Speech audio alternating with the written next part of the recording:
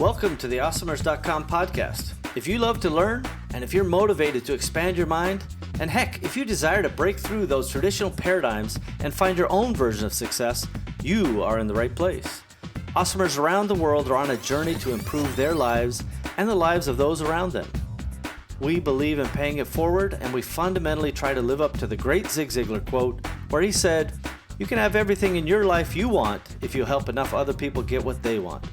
It doesn't matter where you came from, it only matters where you're going. My name is Steve Simonson, and I hope you will join me on this awesomer journey. If you're launching a new product manufactured in China, you will need professional, high-resolution, Amazon-ready photographs. Because Simo Global has a team of professionals in China, you will oftentimes receive your listings photographs before your product even leaves the country. This streamlined process will save you the time, money, and energy needed to concentrate on marketing and other creative content strategies before your item is in stock and ready for sale. Visit simoglobal.com to learn more, because a picture should be worth 1,000 keywords. You are listening to the Awesomers.com podcast episode number 79. All you have to do is pop on over to awesomers.com/79 to see all the relevant show notes and details about today's episode. Now, today is part one of a three-part series with our special guest, Diane Boerstler, and she is an NLP who clients kindly refer to as the Hypnotic Amazon copywriter and the Wolf of Amazon. And by the way, Wolf of Amazon, pretty good copywriting right there, because that reminds me of the Wolf of Wall Street. So already a really positive association. Diane is a top-ranked international business growth expert who's helped generate massive profits for small companies globally by leveraging the power of hypnotic NLP infused sales copy.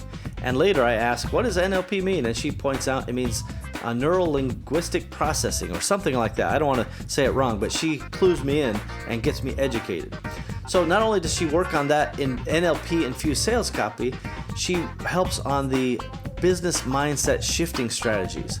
When she's not cranking out high converting copy or implementing business growth strategies, you'll find her walking on the ocean with her husband and 4 kids, running the community PTSA, supporting philanthropic events, as if I've never heard of that word, and guiding her school district and the Washington State Legislature on education policy as an elected Orcas Island School Board Director. So this episode, we dive in with Diane and we just talk about a little bit of her origin story, and we get right to the heart of what makes her business and what makes her tick as well. Hello, Awesomers. It's me, Steve Simonson, and here we are again on another episode of the Awesomers.com podcast. And today I'm joined by Diane Boerstler. How'd I do on that? That's great. That's perfect. You got it right. Whew. Boy, I tell you, I've had a pretty good run of getting names right, although I feel like you're probably being a little generous, but thank you for that, and thank you for joining me today. Diane, I've already done kind of a bio and read-in for the guests, so they kind of have the high-level view of you. But can you tell us kind of where you live today and what takes up your day-to-day time in your business day? Oh my gosh. Okay. That's a great question. So, so first of all, I live on Orcas Island, Washington, which is this amazing island off the coast of Washington. You can only get here by about a 1-hour ferry ride, or you can take an airplane in. It's really cool. And it's kind of an entrepreneur's mecca, entrepreneur's paradise. There's a ton of us here who just work for ourselves, either online or locally, which is really nice. My day-to-day is actually a little bit crazy. I don't do the standard 9 to 5. A lot of times I get up at 3:00 a.m., work till 7, get my 4 kids ready for school, then work again from about 7 until 3. And then in the evenings, I either have school board meetings. I'm an elected school board official, or PTSA, or I have soccer or running club or some kind of play my kids are in. And then I come home, feed them dinner, and at 9 o'clock at night, I'm back to work again for a couple of hours. So it's really, interesting, fulfilling life. But yeah, I mean, that's essentially how I fill my day: kids and business and consulting. Well, that definitely is a unique way. I'm a resident of the greater Seattle region, so I've been to the Orcas Island and San Juan Island areas and love it. And anybody who has not been in this area, it really is, like a paradise up there, a very unique and interesting island setting. Of course, I would probably recommend the summertime for best results. Yeah, what do you think, definitely. Diane? I think so too. Right now it's actually raining at about 65. But the good thing is we do live on something called the Banana Belt, which means that a lot of the year we actually have half the rain of Seattle and a lot more of the weather like San Diego. So it's, it's really, really nice. It just now started raining up here, which is, it'll be done by this afternoon. It'll be sunny and like 63. So but Wow. yeah, Yeah. it's wonderful over here. What part It of Seattle area do you hail from? I'm actually originally from Duval. I don't know Well, if you- yeah, believe it or not, I am sitting right now in Duval, Are and you serious? yeah, I'm quite serious. I Yeah, love it. yeah. That's so So, cool. Yeah, as I we got to speak come at see this some moment, I'm pictures. sitting in Duval. That is correct. That Yeah. is amazing. I love it. I don't think I've ever been on a podcast or a summit with anybody from Duval. I love it. Well, I'd like to think the global headquarters of Awesomers had its start in Duval, but I do move around quite a bit, so it's definitely not uncommon to find me elsewhere. But I'm fascinated, Diane, by your journey, and one of the things I like to do is what I like call the origin story, where we kind of dive into the very beginning. So let's go right back to that very first origin spot and find out where you were born. I was born in Monroe, Washington, actually, and I was born to two extremely poor parents. My mother, I think she was 17. She had no high school education. My father graduated from high school eventually, but never really went to college. And so we grew up what I would like to call dirt poor, like literally dirt poor, like meals missing during the day kind of dirt poor. I'm the oldest of 7 kids. And so that makes a huge difference as well in terms of how far money goes. But my father and my mother are both still very entrepreneurial. They were always testing out business ideas and figuring out how to make money. So my dad was good with his hands, so he started his own construction company, which my grandfather, actually owned a construction company as well. And then my mother started her own preschool eventually once she went and got her GED and then her associate's degree. So I was kind of raised in that, you bootstrap it to the top, you figure it out. And from the time in kindergarten where we had like no money at all until I graduated, my parents actually moved away when I was a sophomore, and I stayed in Duval to graduate from Cedar Crest. So at that point in time, we went from having nothing to having, $150,000, $200,000 a year lifestyle because my parents figured out entrepreneurship. And so that was a really big movement in my life to be one of the people who was from parents who certainly struggled with everything, to being able to go out and eat, pretty much whenever you want, being able to afford having 7 kids, being able to be involved in activities. But in high school, because I had that motivation, I actually worked 80 hours a week through high school, became a manager at a restaurant at the age of 14. I mean, I've always just had that, it's given me that drive to just keep pushing forward, and also really to help other parents who are stuck in that same situation. So. For sure. Well, the bootstrap beginnings really are a good way to, understand the value of money. It is, it's not hard for those of us who come from large families. I'm the oldest of 9, for example. Yeah. Very easy to understand that, hey, when we're going to do something, it better have some value because people got to eat and things need to happen. So I definitely get that.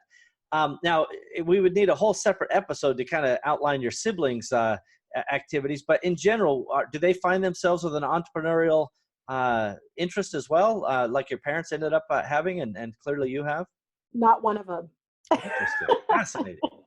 Not one of them. My sister is actually a stay-at-home mom. She was a program director. My brother James is in internet technology and security. Andrew is a firefighter, and it's like he jumps out of planes. Mm-hmm. Smoke and jumper. Stay-at-home mom. Kyle is, let's see here, what's Kyle do? Kyle is actually a construction worker, and then TJ's still 11. Oh, so, well, there you go. Yeah, so maybe he's 12 now. He might be 12 now. I hope he doesn't hear this and get mad at me. He might be 12. So yeah, none of them are actually very entrepreneurial, which is really surprising. But my grandparents on both sides are entrepreneurial. So that is, that kind of all delved down. And then my husband's grandparents and many of his aunts and uncles are entrepreneurial. So we both actually just work for ourselves. That is quite a potpourri of different skills and different lifestyles there. I'm curious. Did you attend university after growing up in the? I did. Actually, I was really motivated. So when I graduated when I was 17, I got my associate's degree in a year down in Southern California, and then I took a break and decided I wanted to figure out what I wanted to do with my life. Moved to Indiana, went to St. Mary's College and University of Notre Dame.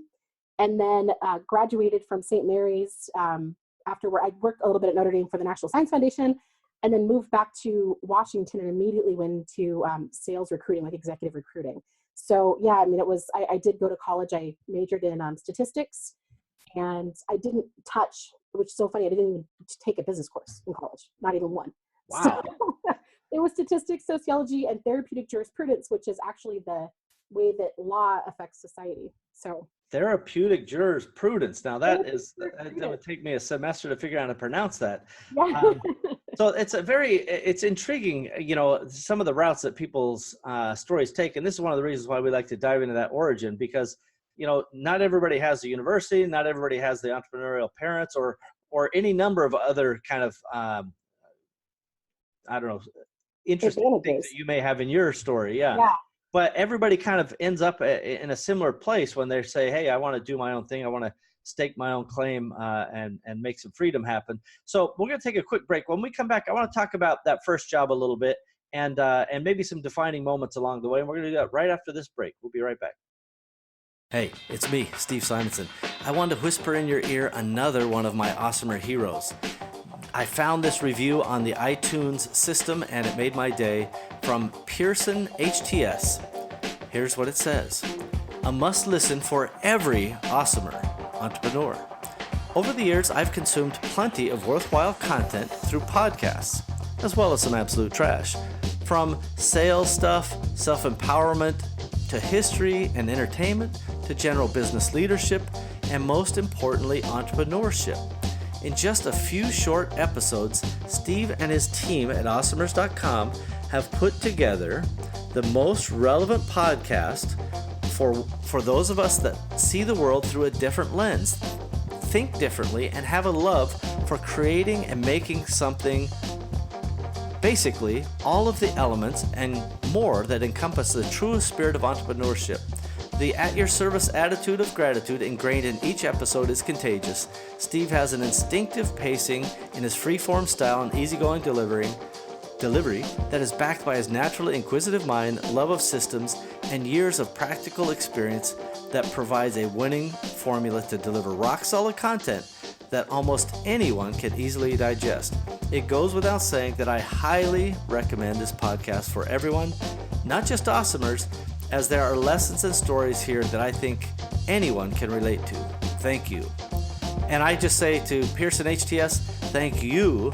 That's such a thorough and well-written review, and I have to say it definitely was something that really made me excited to see, and I appreciate the thorough nature of your review and the quality of your writing and so forth, and of course your kind words. So thank you. You are my hero. Okay, here we are back again, everybody. Steve Simonson, joined by Diane Boerstler. I'm going again in with that. Did I get it right that time too, Diane? Perfect. It's Boerstler. Perfect. Boerstler. Okay. I'll do this in post-production editing, make sure I get it right. So Diane, help me understand. You mentioned as you came out of university that you got into your first job. Can you tell us a little bit more about that? I can. Actually, I went, to clarify, most of the people I went to school with at University of Notre Dame and St. Mary's College were extremely wealthy, from families that had incredible clout and power. I was not that person. So I worked 40 to 80 hours a week to graduate in 3 years with a totally separate bachelor's degree from my associates. And so when I came out, I had ample work experience. So I came out into a job that paid, I want to say it was around $120,000 a year, including commission. And I was doing executive recruiting, and it was executive recruiting and legal recruiting. So it was really actually kind of grueling. If you can cold call an attorney or cold call an executive and get them to pay you 30% of someone's salary if you're persuasive enough to get them to pay you 30% of someone's salary, you're pretty set. And so that's actually what I did. I would walk around downtown Seattle, and I would, go into large offices and legal firms and basically pitch people I wanted them to hire. And I only held that job for a very short amount of time because I quit. I quit because there was a woman who came in, and she was a Yale law graduate. She was, third in her class. She was absolutely amazing, highly qualified, 5 years of experience, was, wrote for the paper, the bar paper. I mean, she, excellent, just excellent across the board. And they wouldn't let me place her because she was deaf. And so I know, and I have a big problem with that. So I actually quit that job to go be incredibly poor and work in special education, and ran a nonprofit as a program director with 2,000 adults with special needs, because I saw that there was a big gap between, and our job was to get them jobs. There's a big gap between people who had skill and what their specialized skills were, and then people, actually getting them jobs so they can become self-sustainable. So I did that for a little while. Then I went back into recruiting sales. And then during the time I was in recruiting sales, The economy collapsed, and I had started a hard money lending finance company on the side. So that floated me a little bit. And then I found out I was pregnant with our first daughter, and she was born 4 months early. Right. So suddenly I went from being That's a in this, lot. yeah, we have 4 kids now, and she was in Swedish hospital for 4 months in the NICU. So she came out finally, and I didn't have the job flexibility I needed to even take care of her. I was working 80 hours a week. And one day in July of, I want to say 2009, I'd already been running my company on the side. I had 2 companies on the side. Actually, I had this financial hard money lending and capital acquisition company. And I also had started a tutoring company just to pay for her daycare. So I quit my job at that time, and I gave my boss 2 weeks notice, and that was it. And I said, we're going to make it or we're not, because my husband had the health insurance and we made the exact same amount of money. So we slashed our income in half. I stayed home with her. I was already pregnant with our second child, and somehow or another, I had the right mindset and the grit to pull all-nighters for, I think it was for many, many years, pulling all-nighters and sleeping like 3 or 4 hours a day to grow multiple different companies. And so I've been self-employed for, I want to say, almost a decade now. So it's been really amazing. And then in 2011, my husband was laid off and couldn't find another job. He was a product planning engineer type. So he worked with Apple, Microsoft, IBM, and that economy took 3 years longer to collapse, and it went down. And so he was laid off. And so he suddenly came home, and he's now started his own company, but he got to be a stay-at-home dad for, I want to say 5 or 6 years, and now he still only works part-time. So, we went from not having enough, and both of us not being able to work our jobs, to having enough for just one income, to live on Orcas Island with one income of all places. I mean, it is pricey up here. It's about more expensive than Seattle. So yeah, I mean, that's kind of my longest short story of it. Now we have 4 beautiful, amazing kids, 9, 8, 5, and 3. 3 of them actually have special needs. So that, running a business with that's definitely a I don't know what you would call it.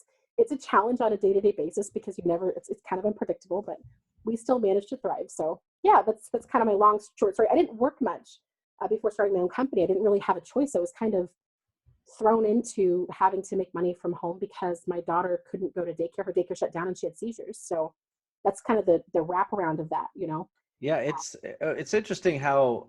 So first of all, kudos to you on being able to engineer the outcome that works. That's a very impressive.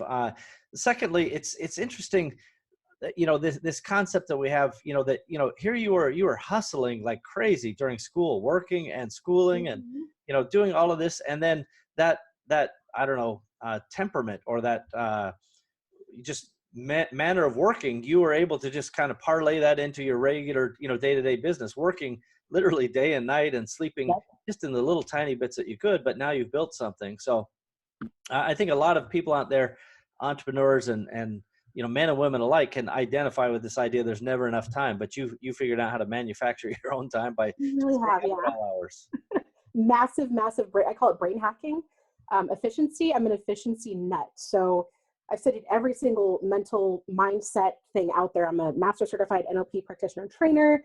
I've studied emotional freedom technique. I mean, anything that clears out whatever is blocking you in your mind and then helps you move forward, and then any strategies you can use to do that more quickly, and any tools you can use, I'm all about those. I'm definitely one of the brain hacker types. So yeah, I like that. Well, anything to to kind of get a leg up. So it sounds clearly like some of those defining moments of the the special needs coming along, or the job ending for the husband. These are things that kind of put you partially on the road where you are today. Is there any other defining moment or big aha that struck you from kind of then to now? That lit a fire under my rear. Yeah. Maybe, So right after I left, I left my job. I thought we were going to be okay. I thought my husband was going to be able to get a second job and work through all this. Right. And I was already working, full time. First thing that happened was I fell asleep on the road while I was driving, because I was so exhausted, and I was pregnant, and I just come back from tutoring like 20 miles away down past Kent. And I fell asleep on the road, and I almost crashed into a tree. And so that was kind of my life awakening moment. Like, I've got to be doing something different so I could actually spend time with my kids, because I was a quote unquote stay-at-home parent, but I would stand outside, literally at our Bellevue apartment. I would stand outside our sliding glass door on this little bitty patio we had, and watch my daughter through the window while I was orchestrating financial deals. I didn't really get to spend time with her. That was number one. Number two was when we realized that my business wasn't doing enough at that point in time because the financial collapse, hard money was becoming harder and harder to come by for real estate investors. And so we had to give our car back. And we started struggling with figuring out how we're going to feed our kids. I mean, at the beginning of business, this was not like, oh, this is all, wine and roses. This was terrifying. All of a sudden, I found myself using WIC, which is a social services program that I was very grateful for. I haven't had to use it in forever. It was just in very short period of time in Bellevue. Figuring out how to get on medical insurance for the state. I mean, it was absolutely crazy. Those were really big defining moments that made us say, okay, we have to reorganize our entire lives. So we actually left our gorgeous apartment in Bellevue, packed up everything, and moved to Indiana. Yeah. Oh, that's a twist. I did not see that coming. Yes. And we lived in my mother-in-law, she's absolutely amazing. She had a 900 square foot place. At this point in time, we already had 2 kids. Okay. And we weren't expecting to have more. Now we have 4, but we had 2 kids, and we lived upstairs and she lived downstairs. And we did that for 4 years. Wow. The first year we started seeing massive stability, but I was still, as a mom, and I was the only one working, I was still, as a mom, way too nervous to give that up. So those were huge defining moments, but just going from within 1 year in my business, actually, I think it was, with the mindset stuff that I did, it was like December, I put my foot down in December. And then by August of that year, I was doing $5,000 a month. And to me, that was huge money working from home. Now to me, like if I had a $5,000 a month now, I'd have a panic attack. If I had a $5,000 weekend, I'd have a panic attack.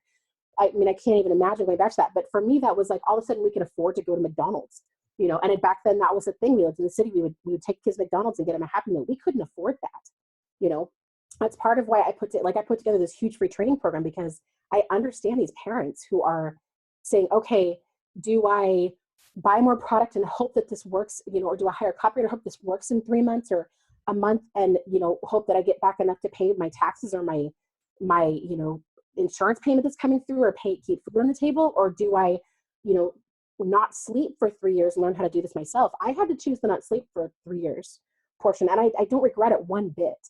But I know how hard that is, when you just can't provide, no matter how hard you're implementing, you just can't seem to get there. So it can be tough. We do live in this Facebook world, or the Instagram world, where everybody's tweeting pictures of the latest piece of cheesecake they're having, and the neat vacation place they're having, and so forth. Oh, yeah. And it does look like all rainbows and unicorns full time, but the level of sacrifice and the level of input that you have to put in to kind of get something going is often underestimated. And I certainly identify with what you're saying. It's really important. I thank you very genuinely for sharing, some of those moments. People just don't realize that it definitely, takes blood, sweat, and tears. It just really does. And so you've earned your way.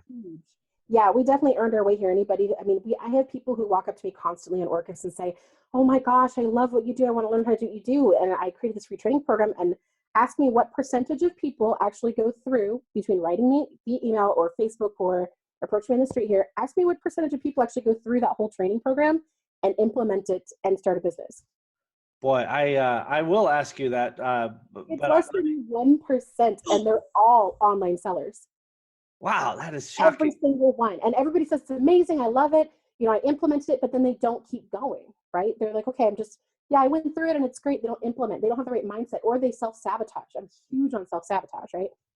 So, meaning you are aware of it, but you're against it, I presume. I'm totally against self-sabotage. Okay, good. The way you came into it is like, I'm pro self-sabotage. I want to say, no, I'm totally anti. And the biggest thing is people have, like I said, I'm also a master NLP and EFT practitioner. So the biggest thing is people have these subconscious beliefs they don't realize they have, and they're like those nagging little voices in the back of your head, right? Telling you can't do it, or telling you it's not going to work. And you're going to go through, if you're a proactive person, you're going to take steps anyway.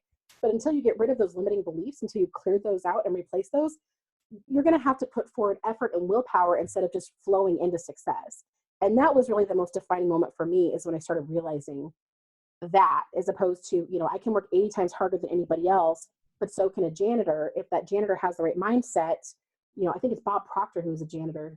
If they have the right mindset, they can lift themselves up and get to wherever they need to go, both through tenacity and through the right mindset. But if they don't, they're just going to keep spinning their wheels like a hamster, on a wheel in a cage. It's not going to go well. So yeah, no, that's quite right. I worked as a janitor in the single semester of college I went to after dropping out shortly after, and I could say that obviously, most often people forget this mindset is really based on that personal belief of what you can or can't do.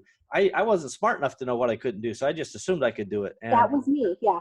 That's just kind of how it worked out for me. I was lucky in that respect, although luck is probably an easy way to say that. You know what would be really good right now? It would be to listen to one of our sponsors. Let's take a listen. Go. Catalyst 88 was developed to help entrepreneurs achieve their short and long-term goals in e-commerce markets by utilizing the power of shared entrepreneurial wisdom.